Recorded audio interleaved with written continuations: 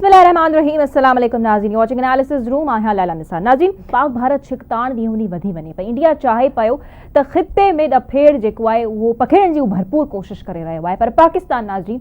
बार बार India खे इहा warning ॾिए पियो त जेकॾहिं हू अहिड़ो मिस एडवेंचर कंदा त नुक़सान उन्हनि खे ई थींदो ऐं इहो पाक फ़ौज बहादुरी सां साबित करे बि ॾेखारियो आहे। पर हर सवाल इहो पैदा थिए पियो त आख़िर केसीं ताईं जेसीं ताईं असां नाज़रीन इंडियन जे फॉरेन सेक्रेटरी जी ॻाल्हि कयूं या उन्हनि जा जेके पॉलिटिशियंस हुजनि था जेके रिप्रेज़ेंट कनि था इंडिया खे, जॾहिं इंटरनेशनल मीडिया खे बि हुननि काल्ह इंटरव्यू ॾियण जी कोशिशि कई त हुननि जो त हू इन शइ खे अञा वधीक एस्केलेट नथा करणु चाहिनि। जॾहिं तूं पाकिस्तान ते बेबुनियाद इल्ज़ाम लॻाए रहियो आहे त पाकिस्तान ठीक सां किरदारु अदा नथो करे ऐं जेके बि हुननि स्टेटमेंट्स ॾिना पिया हू अहिड़ी हिकिड़ी टू फेस क़िस्म जी दोगली क़िस्म जी ॻाल्हि इंडिया जेके रिप्रेज़ेंटेटिव्स आहिनि उहे इंटरनेशनल मीडिया ते ॻाल्हि कंदे नज़र अचनि पिया। सो हाणे तव्हां ताज़ी ॾिठी हूंदी त नायब वज़ीर आज़म जेके आहिनि असांजा डेप्यूटी प्राइम मिनिस्टर इसहाक डार साहब ऐं गॾोगॾु DGISPR लेफ्टिनेंट जनरल अहमद शरीफ चौधरी साहब प्रेस कॉन्फ्रेंस कनि पिया। उन्हनि में बि उन्हनि इहा ॻाल्हि वाज़े तौर ते दोहराई त पाक फ़ौज बहादुरी सां इंडिया जा 25 जहाज़ किराए विधा आहिनि। हाणे हिते नोट करण वारी नाज़रीन ॻाल्हि इहा आहे त ही जेके 25 हैरो ड्रोन्स आहिनि इहे मेड इन इसराइल आहिनि। ऐं हाणे इहो बि ॿुधायो वञे थो त ही 25 मां तादाद जेको आहे वधी वई आहे, जेके ड्रोन्स किराया विया आहिनि पाकिस्तान जी तरफ़ मां, हाणे इहे 29 थी विया आहिनि। हीअ हिकिड़ी वॾी कामयाबी आहे, हीअ वॾी कामयाबी आहे जेके हिननि ड्रोन्स पाक फ़ौज किराए विधा आहिनि। ऐं थोरो अञा तव्हांखे असां तफ़सील ॾींदा हलूं त ही पाक फ़ौज जी ज़बरदस्त जवाबी कार्रवाई त असां सभिनी ॾिठीसीं, जहिड़ी रीति उन्हनि समूरा ड्रोन्स तबाह कया आहिनि। दैट इज़ नोट वर्दी ऐं वॾी क़ाबिल तारीफ़ ही हिकिड़ो अमल आहे जेको पाक फ़ौज हिन वक़्तु कयो आहे। त इन जे करे असां सभु सुकून सां निंड बि करे सघूं पिया, पर दुश्मन जूं जेके निंड्रूं आहिनि नाज़रीन उहे पाक फ़ौज उड़ारे छॾियूं आहिनि। अच्छा, लाहौर में 4 भारतीय ड्रोन्स जेके आहिनि किराया विया। पाक फ़ौज 4 पाक फ़ौज जा 4 जवान ज़ख़्मी आहिनि। रावलपिंडी में रेस कोर्स ऐं फूड स्ट्रीट वेझो ड्रोन तबाह थियो, हिकु ॼणो ज़ख़्मी थियो। कराची जे मलीर गुलशन हदीद में सिक्योरिटी फोर्सेस ड्रोन किराए विधा।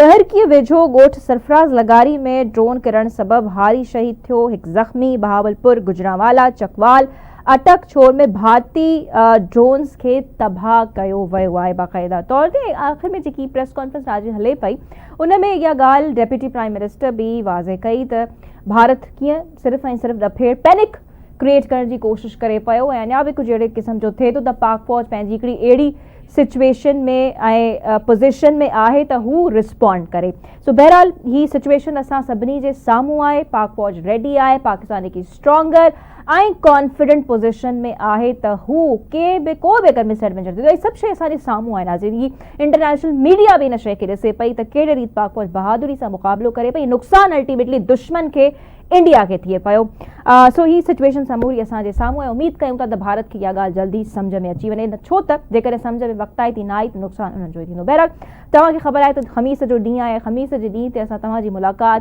हिकु अहिड़ी बहादुर सिंधजाई सां कराईंदा आहियूं जेका पंहिंजी फील्ड में पंहिंजो नालो मनराए रही आहे। सो अॼु तव्हांजी मुलाक़ात असां हिकु अहिड़ी सिंधजाई सां कराईंदासीं जंहिंखे तव्हां असांजे प्रोग्राम्स में ऑलरेडी ॾिसंदा रहंदा आहियो, मुख़्तलिफ़ तजिया ॾींदे। ऐं ॻाल्हि करे रही आहियां नन अदर दैन शाज़िया निज़ामानी साहिबा जी, जेके हिकु एडवोकेट आहिनि, एनालिस्ट आहिनि ऐं हू हाणे पंहिंजी हिकु ऑर्गेनाइज़ेशन बि रन कनि थियूं सिंध वुमेन लॉयर्स अलायंस जे नाले सां, जंहिंजी हू चेयरपर्सन आहे। सो उन्हनि खां ॼाणींदासीं त हू समूरो जेको उन्हनि जो सफ़र आहे ऐं हू हिकु कामयाबु शख़्सियत कीअं बणियूं आहिनि। खोड़ सारियूं नियाणियूं जेके आहिनि उन्हनि खे लुकअप कनि थियूं, हिकु उत्साहींदड़ कैरेक्टर आहिनि। हू खोड़ अहिड़ा इवेंट्स प्रोग्राम्स कराईंदियूं आहिनि जेके मुआशरे जी तरक़ी जे लाइ सुठा हुजनि था, या कोशिशि कंदियूं आहिनि त उन्हनि इवेंट्स में हू अहिड़ा टॉपिक्स हाईलाइट कनि जिन मां समाज जी बहितरी थी सघे, समाज जी तरक़ी थी सघे, या जेके जिन टॉपिक्स ते अक्सर करे ॻाल्हि न थींदी आहे, इंतिहा पसंदी हुजे, हरासमेंट हुजे, उनखां अलावा जेके ॿिया अहिड़ा मौज़ू हुजनि था जिन ते कमु थियण जी अञा वधीक ज़रूरत आहे, त उन्हनि में उन्हनि जी ऑर्गेनाइज़ेशन ऐं हू पाण भरपूर किरदारु अदा करे रहियूं आहिनि। न सिर्फ़ु एतिरो पर हू लीडिंग न्यूज़ पेपर्स में आर्टिकल्स बि लिखंदियूं रहंदियूं आहिनि। सो अचो त उन्हनि खां अॼु असांखे मौज़ू ते एनालिसिस त न वठंदासीं, पर असां उन्हनि जे सफ़र बाबति उन्हनि जे ज़बानी ॿुधंदासीं। सो अस्सलाम वालेकुम Shazia, thank U very much तव्हां असांखे स्टूडियो में टाइम ॾिनो। अॼु असांखे पॉलिटिकल टॉपिक ते तव्हांजो एनालिसिस न वठंदासीं। ऐं first U look very pretty माशाल्लाह। सिंध जाई जे सेगमेंट लाइ तव्हां तमामु प्यारा लॻी रहिया आहियो। पर no analysis on any political topic त जंग वारी सूरत हाल ऑलरेडी आहे पर पाकिस्तान तव्हां ॾिसो था त हिकिड़ी स्ट्रॉन्गर ऐं कॉन्फिडेंट पोज़ीशन में आहे पर ख़ैर असां जेको आहे तव्हां सां तव्हांजे सफ़र बाबति ॻाल्हाईंदासीं तो शाज़िया अॼु जिते तव्हां स्टैंड कयो पिया इन सफ़र जी शुरूआति कॾहिं किथां थी शाज़िया कॾहिं सोचो त उहे हिकु ऑर्गेनाइज़ेशन रन कंदी समूरी सिंध में एक्टिव थींदी अहिड़ा मसइला हाईलाइट कंदी जंहिंजो कुझु सोचे में नथो सघे ॾाढा ॾुखिया हुजंदा हिकु औरत जे लाइ हाईलाइट करणु किथां स्टार्ट ॾिसो असां जंहिं सोसाइटी में रहूं पिया उते हमेशह असांजे साम्हूं हिकु जेको मार्जिनलाइज़ ग्रुप आहिनि औरतूं ऐं ॿार थिया ट्रांसजेंडर कम्यूनिटी इवन असां जेको मर्दनि जो उहो क्लास जेको लेबर क्लास आहे उन में हमेशा असां ॾिठो त वायोलेशन्स थियनि पियूं ह्यूमन राइट्स जूं उन जा मसइला आहिनि सोशल जस्टिस आहे एक्सेस टू जस्टिस कोन्हे त मूंखे इहो लॻो आहे ॿियो जेको मूंसां गॾु जेके मुंहिंजी साथी वकील हुयूं त उन्हनि चयो त असांखे हिकु अहिड़ो ऑफिशियल फोरम ठाहिणु खपे जंहिंमें असांखे इन्हनि सभिनी इशूज़ ते ॻाल्हाइणु खपे त असां इहो हिकु शुरूआति उतां खां कई जीअं मूं LLB कई उन खां पोइ प्रैक्टिस खां पोइ असां इहो हिकिड़ी सिंध में लॉयर्स अलायंस उनखे ठाही ऐं लैला यकीन करियो असांखे ॾाढो ईअं सोचींदे त ॾाढो वॾा चैलेंजिस ईंदा रेज़िस्टेंस ईंदी पर अहिड़ो कुझु कोन्ह थियो बल्कि माण्हू ॾाढो वेलकम कयो उन शइ खे त असां वटि सिंध में असांजी सिंधी वकील औरतूं उहे अचनि थियूं ऐं अहिड़े तरीक़े सां कमु असुल तव्हांजो शाज़िया तालुक़ किथां कहिड़े शहर जो आहे लैला ऐं मुंहिंजो तालुक़ हाला सां आहे अच्छा हाला सां तव्हां बिलोंग कयो सो हाला मां ई मुंहिंजी नंढपण तव्हां जो उते गुज़रियो बिल्कुलु नंढपण उते थियो उन खां पोइ हैदराबाद मूव थियासीं हैदराबाद खां पोइ हाणे कराची कुझु टाइम इस्लामाबाद में रहियासीं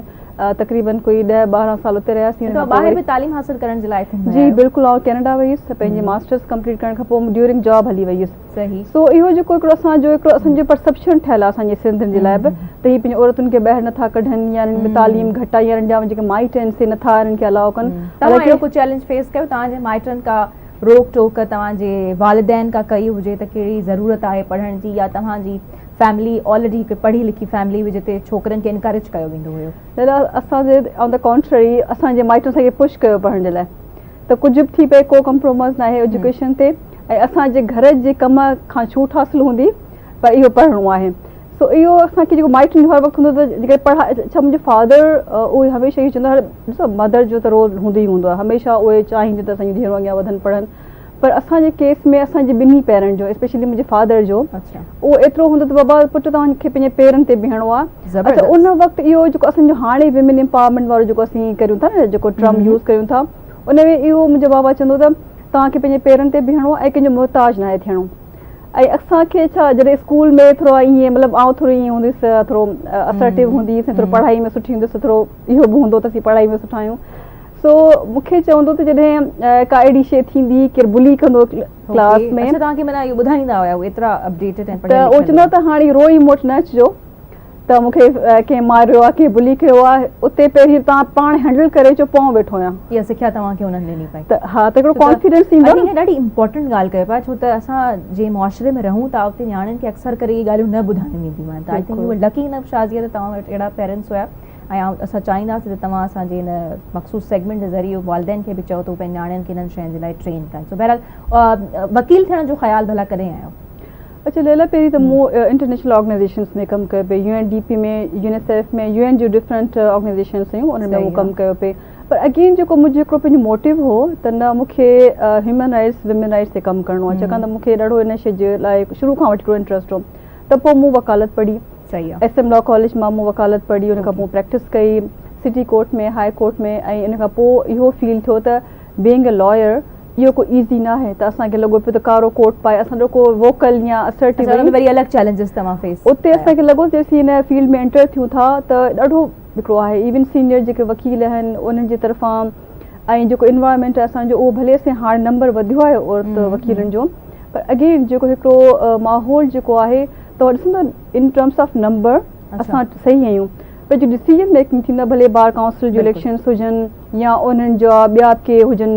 इन क़िस्म जी बॉडीज़ उते औरतुनि जी रिप्रेज़ेंटेशन आहे पर एतिरी स्ट्रॉन्ग न आहे हा थी सघे थो मतिलबु हीअं हाणे स्टार्ट थियो आहे हिन प्रोसेस खे पर अगेन असांजो इहो इशू आहे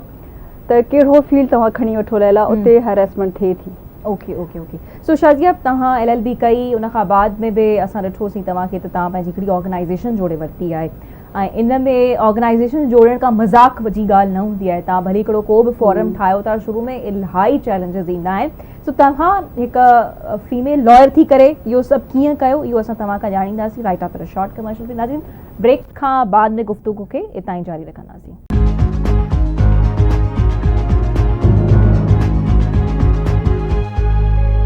वेलकम बैक नाज़रीन। असीं गुफ्तगू करे रहिया आहियूं शाज़िया निज़ामाणी सां, जेका सिंध जे मज़लूम ऐं महकूम औरतुनि जे लाइ हिकु उमेद जी लाट आहे। उन्हनि सां असांजी गुफ्तगू हले पई, त उन्हनि खे असांजे प्रोग्राम्स में ज़ाहिर ॾिसंदा रहंदा आहियो, पर हिन वक़्तु उन्हनि सां जेकी कॉन्वर्सेशन थिए पई थोड़ी मुख़्तलिफ़ आहे उनजे पर्सनल प्रोफाइल खे वठी करे। सो शाज़िया, ॻाल्हि हले पई ऑर्गेनाइज़ेशन जोड़ण ते। तव्हां सिंध वुमेन लॉयर्स अलायंस जूं चेयरपर्सन आहियो, तव्हां हिकु ऑर्गेनाइज़ेशन रन कयो थियूं, ऐं को बि फोरम जुड़ंदो आहे त इलाही चैलेंजिस ईंदा आहिनि। हिकु औरत थी करे, फीमेल लॉयर थी करे, first of all we are very proud of you त तव्हां इहा शइ करे वरिती आहे, जोड़े वरिती आहे, पर चैलेंजिस कहिड़ा हुया, इन जो ख़्यालु कीअं आयो, किथे तव्हांखे लॻो त हिन शइ जी इलाही ज़रूरत आहे?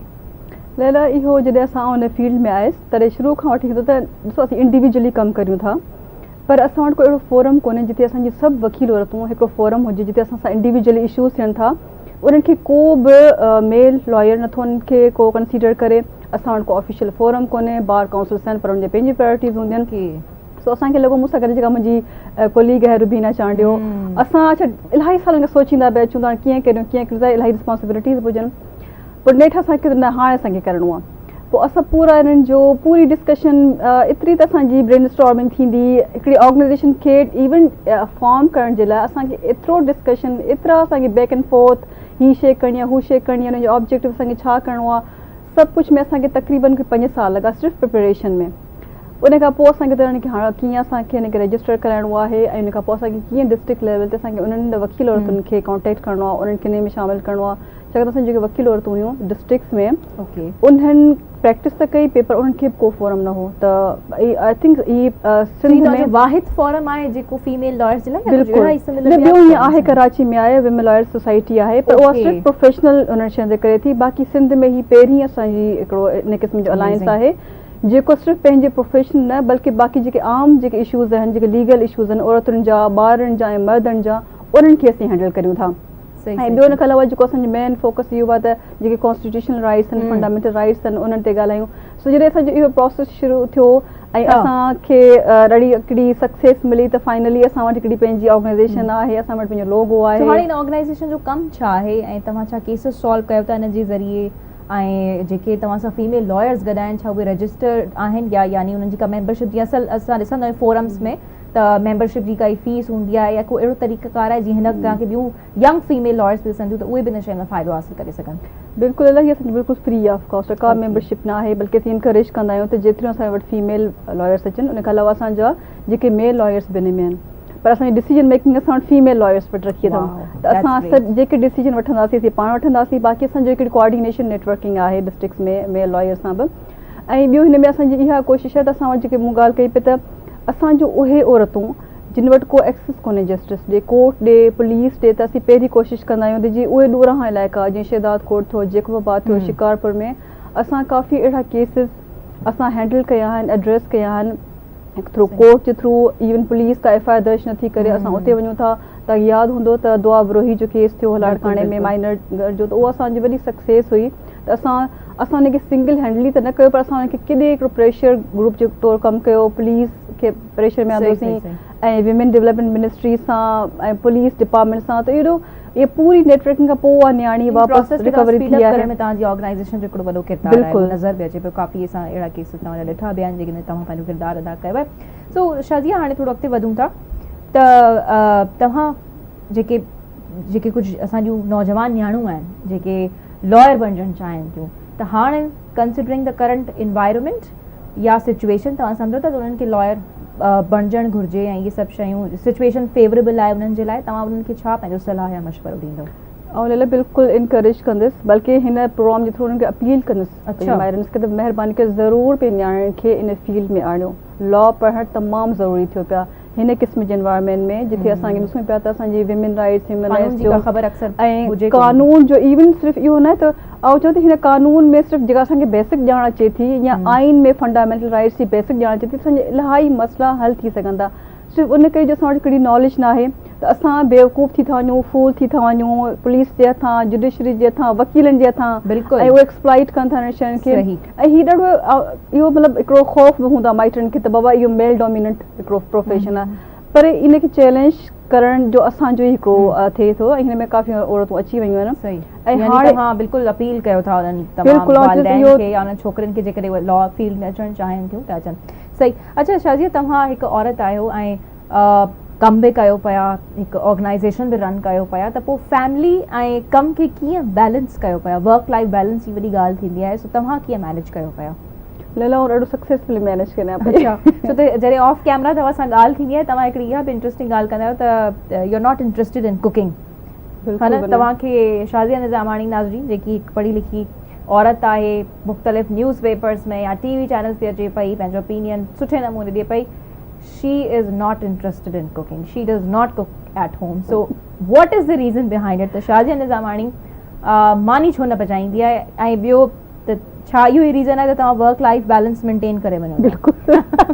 उन करे जो इलाही टाइम कुकिंग में हलियो थो वञे, त मूं इहो चयो त हिकिड़ो सुठो कुक ऐं हायर करे थी छॾियां,